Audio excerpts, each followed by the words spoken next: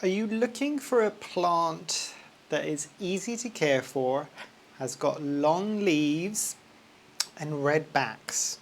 Stick around with me and let's look at a very cool philodendron.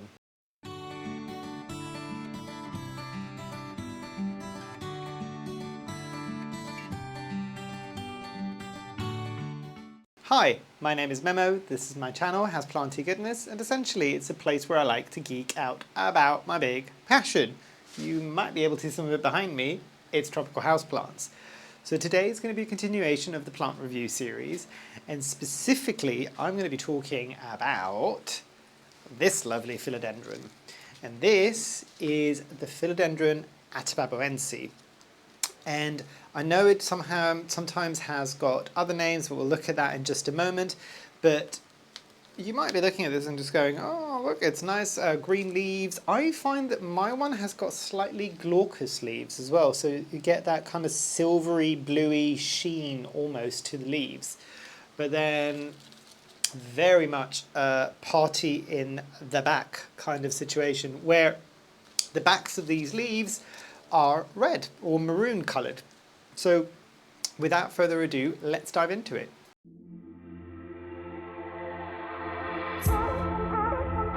So the background of this plant and how it came into my care, and some background generally on this plant. The background of how it came into my care was through one of the rare plant shops in Kaylee Ellen's rescue boxes from a while back, and I will link the video at the top somewhere. And this was one of the plants that came with. It was, and this is why you're kind of seeing it growing in a very kind of weird and unusual way. That's when I got it, and it was growing in a weird and unusual way, which is probably why it ended up in a bit of a rescue box. But I was quite glad to get it. Again, some background on the rescue boxes. It still grinds my nerves from that video, and there was like a couple of comments going, you spent too long explaining what a rescue box is. I'm just like, yes, because we know what a rescue box is, but not everybody does, and it's a cool thing to talk about.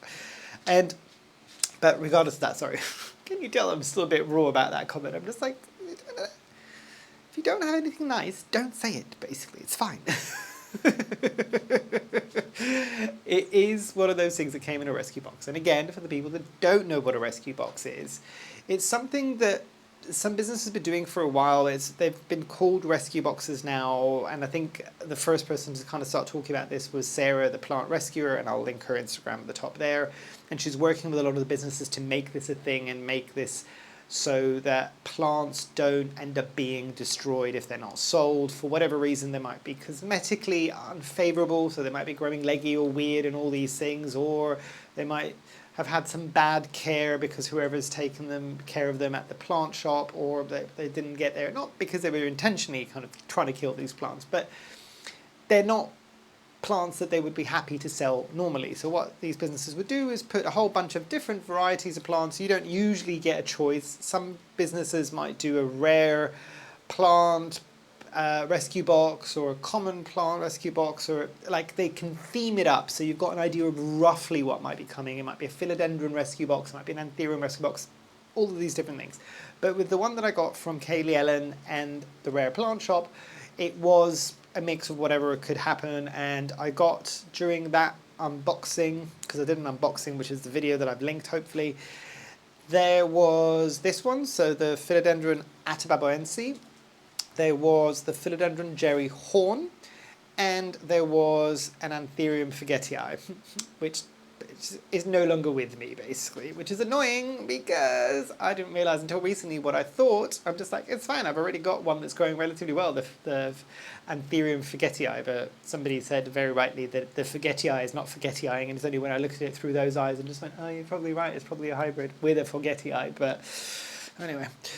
But this is one that I was quite glad came with, because this is one that I'd had my eye on, and I was just like, at some point I would like to own it. I was never probably going to pull the trigger and buy one, so the fact that it came to me was perfection.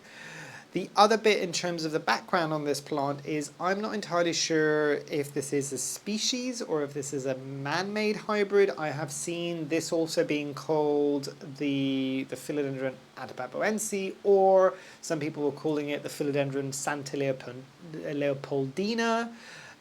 Which is interesting because the Santa Leopoldina was also what was being sold at some point as the Spiritus Sancti. But to be fair, I think if somebody bought a Spiritus Sancti plant and it was like a Santa Leopoldina and it had the red backs, he would have been like, this is not a Spiritus Sancti. It doesn't have red backs. So I don't know. But intrigue and mystery around the naming of this plant and what it is and kind of what its origins might be. If you do know, if you've kind of got some, you've done some of your own research and you found kind of the origins of this plant, do let us all know down below. I would be very interested to find that out as well. But yes, the Philodendron, I will call it Atabapoense because that's how I knew it and that's how I got it. But yeah, very, very, very cool. And I also think because there was an awful lot of people that went for the rare plant shops rescue boxes, I'm pretty sure there's a good few people that got this as well as a whole bunch of Jerry Horn. And the Jerry Horn review is coming soon as well. But yes, that's a bit of background on the Philodendron Atabapoense.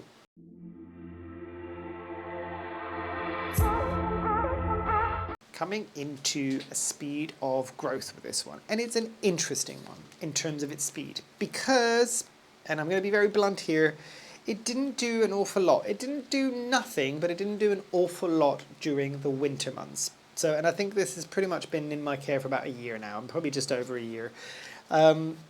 And it did okay, and it grew maybe two or three leaves throughout the entirety of the kind of more wintry months, not the growing season. But since putting it on a moss pole, because at some point I was just growing it on some support sticks, this is one that really did appreciate a moss pole. And I did hear some of you that said back then, you need to put it on a moss pole. This is one of the first few plants that got one of my moss poles. It has made a big difference. It took a while to root into the moss pole, which I found surprising. But when it did, and this, you can kind of see there, it's not kind of attached to the moss pole, that little section there, but it's still growing relatively large leaves. What I might do with that little section there is chop it and add it into another propagation that I've got soon, just to see if it will kind of help it along its way. But yeah, I'm trying to think now in terms of the growing season, benchmarking it against a golden pothos, and I did do a review of the golden pothos, I'll add it at the top. But benchmarking it against the golden pothos, if in the growing season on a single golden pothos stem, and that's how I'm judging this, I get 2 or 3 leaves a month. With this one, I'm getting 1 to maybe 2 leaves a month in the growing season now that it's established itself. So it's doing a lot better. But yeah, so it's kind of an average towards slow grower in my experience so far with this as a philodendron. I'm judging this against other philodendrons. But yes, does your opinion vary from mine?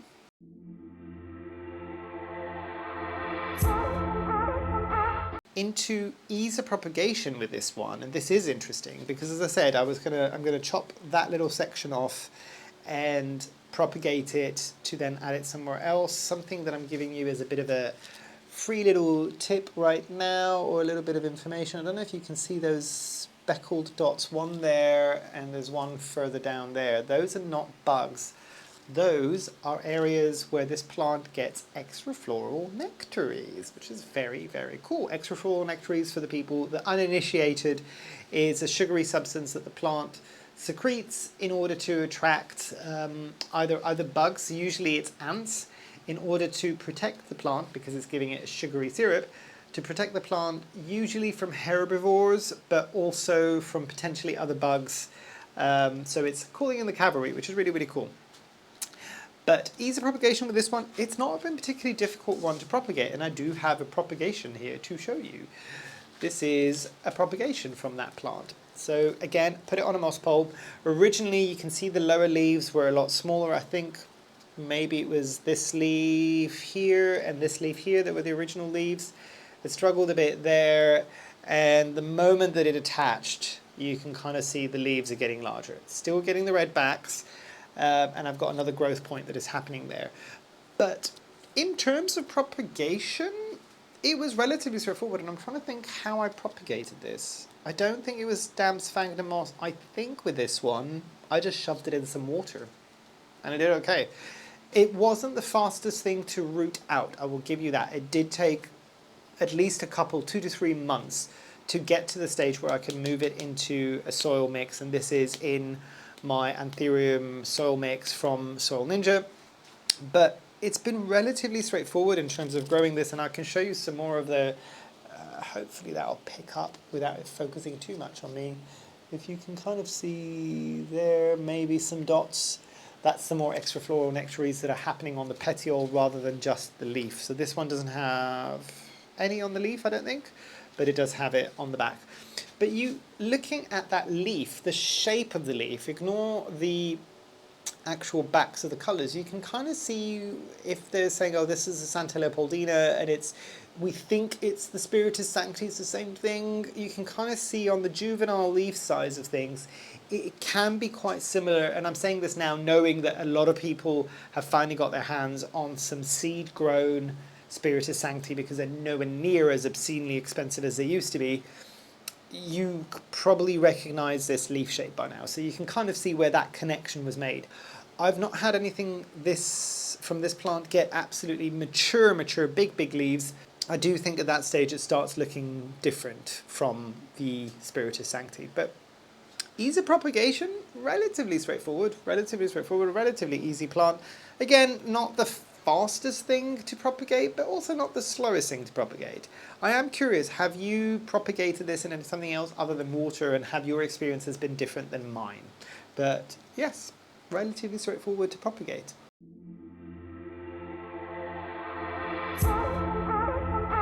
Coming into availability for this plant. So this is an interesting one, at least from what I could see. This wasn't a plant that everybody was trying to get even a couple of years back. Do I think much has changed? Probably not. I don't think this is a hugely desirable plant by everybody. I'm kind of benchmarking this against something like the Gloriosum, where everybody and their mother wanted a Gloriosum at some point, possibly still do. This is not that. So it is going for very specific individuals that are looking for those slightly longer leaves. They like the idea of the red backs, all of these things. Those will be the kind of individuals that would probably be into this. When this probably hit the market, at least this time around, I'm assuming this might have been around before, like we've said before, but I would imagine this a few years back, if I remember correctly, it was definitely in the triple digits for something even this size. Something a bit smaller would probably be a bit different, or cheaper, but for something this size, you would probably definitely be looking at triple digits. I do think this price for this has dropped significantly. It's nowhere near that bad, and if you do find it, that's another thing as well. You don't find it as often, but I think that's more to do with the fact that there's not that many people that are searching for it. I'm sure that if you went on something like eBay, you'd probably find rooted cuttings of this at some point or another, and some shops might still carry it, but I am also wondering with the rescue boxes with this one, if part of the reason wasn't just the fact that they're growing weirdly, is maybe the fact that when Kaylee Ellen got them in, or anybody in Kaylee Ellen's shoes, this is not a judgment basically, had got it in and thinking that there was probably going to be more people interested in it, but maybe there wasn't, or the interest died down after a bit. I would imagine that is the case with this plant. There's probably not as many people searching for it. I am curious, is this a plant that you were looking for, or are still looking for to add into your collection? Let me know down below, because this is an interesting one. This is a plant where, and this is why I was kind of on the fence on whether or not I do the review for this, because I like to do reviews for plants that maybe there's not that much talked about, and some people have spoken about this specific plant over the years, but also plants that people are maybe looking towards getting, or maybe something to introduce people to a plant that maybe they've never heard of before. I don't think this is exciting enough to me to be introducing it to somebody, but that's just my opinion on this, personal opinion. But yeah, I don't know. That's why I was kind of like, do I do this? Is there anybody that's actually looking for this that could get some value for this plant? I do know a lot of you enjoy watching these videos for entertainment value, so I was just like, you know what? Let's do it. Forget it. Let's just do it. But yes, availability better than it used to be, cheaper than it used to be, but I don't know if the demand is there for this plant.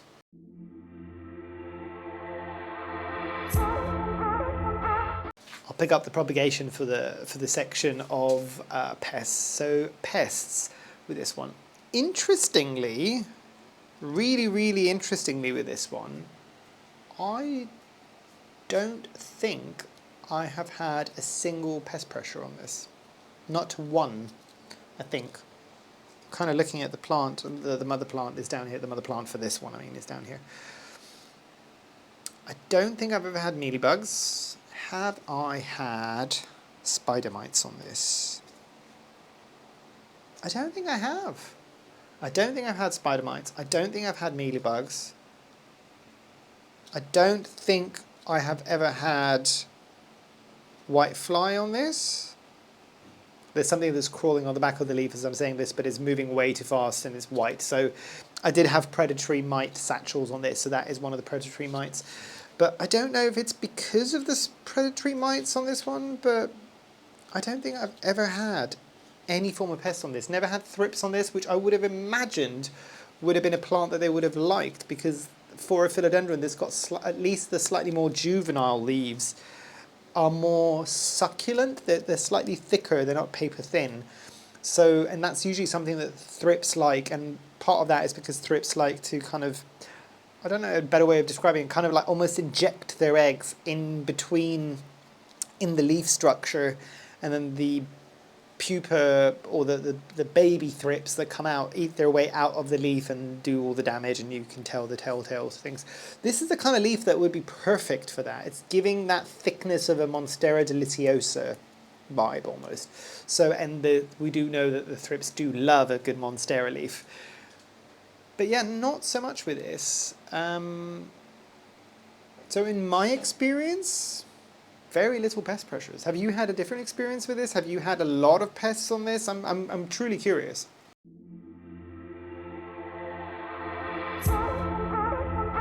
Coming into accessories and care, and you might have noticed on both plants, I have got them, I don't think it's necessary, but it's what I've done. I've got them in my clear pots with the holes burnt in all around for extra aeration.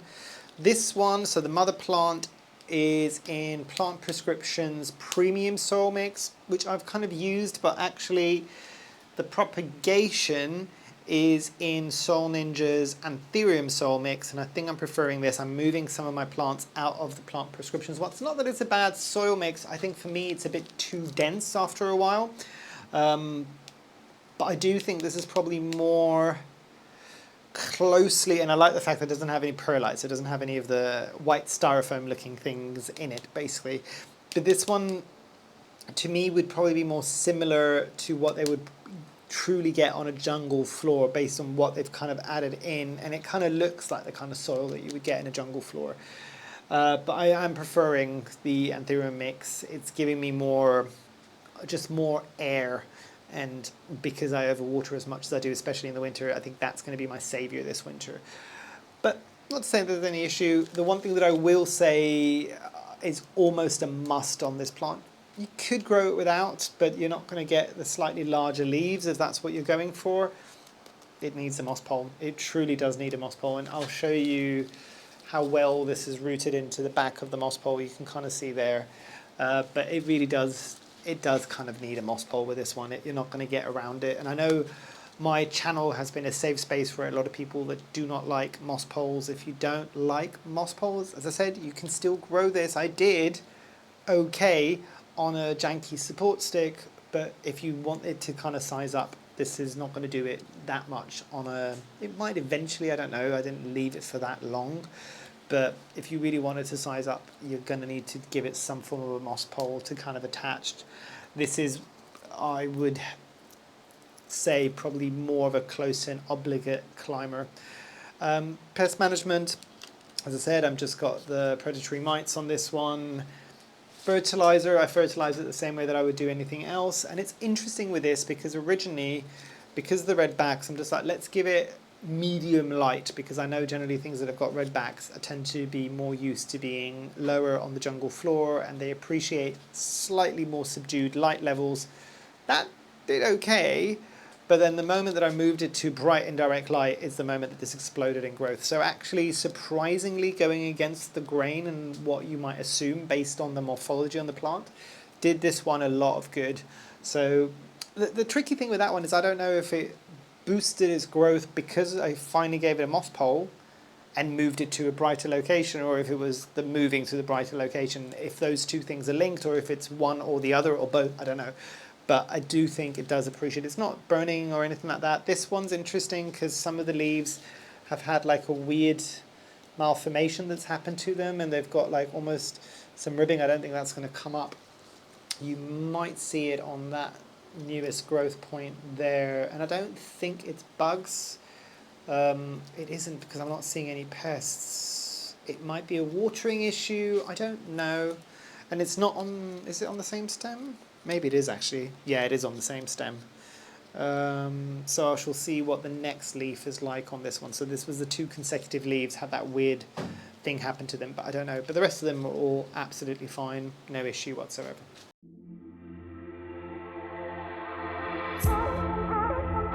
But coming into some final thoughts for this one. So I'll start the way that I usually do. Knowing what I know now, if I didn't own this plant, would I still get it? Maybe. And I'm being fully truthful with that one. It's okay. I've enjoyed growing it. Has it changed my life? No. I'm also not a person that goes ga for red back leaves, and also I think it's the type of red backs with this one. It's more of a maroon, almost purple color, rather than something that's a bit brighter. And I will show you something that's a bit brighter that I gravitate more towards that, which is the Philodendron subhastatum. That to me is a bit more interesting, and I don't know if it's because it's a slightly brighter red or because it's got the veination of green that's breaking up that red. I quite like that red. It's really, I'm splitting hairs here, but I prefer this to that, just to give you an indication. But yeah, as I was saying, maybe. It's not a definite no. I definitely wouldn't get it. But it's also not a, I'm going to jump at the opportunity to get it back in if I didn't own it. Do you see what I mean? It's one of those things. And I think it's also, the layer of that is the fact that it's a bit slower. It's taking a very long time to start showing slightly more mature leaves. This, for a long period of time, was compared to the Philodendron bilietiae. And I get that. They're very different looking in my experience. Also, the bilietiae tends to be more of a crown growth. It doesn't need a moss pole. Would it appreciate a moss pole? Possibly, but it doesn't need it as desperately as this does. They both have about the same growth speed, at least in my experience, but that's kind of where the similarities end. And if I had to choose between this or the bilietiae, I would go for the bilietiae every single time. But let's give this a score. Let's actually give this a score. So a score of 0, 1 being the worst, 10 being the best. Where would this sit? 5 or a 6? It's not horrendous. It's not getting a very low score. It's also not getting a very high score. 5 or 6, very middle of the road. Very, very middle of the road. Have I enjoyed growing it? Yes. Would I probably get it back if I didn't have it? Maybe, maybe not, maybe yes, I don't know. Would I get it if it was a more mature specimen that was maybe already quite established on a moss pole? Probably yes at that point, because I would assume maybe it's a bit faster, I don't know. But yeah, it's a very middle type grade that I would give for this, or kind of score, just because there's better ones out there, I think, that do something similar. I think is the Philodendron, again, it's not a plant that I was really into, the Philodendron bicolor, that's got similar kind of reddy and it's kind of stripy or struppy leaves, and I think that grows in a slightly different way than this one does. I think that's more interesting, but both of these plants for me don't really set my world on fire, if I'm being honest. But yes, on that cheerful note, do you own this plant? Did you want to own this plant? Do you still want to own this plant? Hopefully I haven't put you off. That was never the intentions of these reviews, is never to put anybody off getting a plant or even promote you getting the plants. Is more sharing my experience, and you can make your own educated decision as to what you want to do with your own money and collection, if that makes sense. Yeah, tell me some of your thoughts, because as I said, always with these reviews, these are just my opinions. Yours can and will and have done in the past vary from my experience, and that is completely fine. We're all valid. We all like and appreciate different things. That's completely fine. But yes, do let us all know down below, because if somebody's looking at this, they can get a more overarching view of positives and negatives across the board. Yeah, hopefully you've enjoyed. Hopefully I shall see you here soon, and I truly, truly hope that you have a great rest of your day. Thanks. Bye.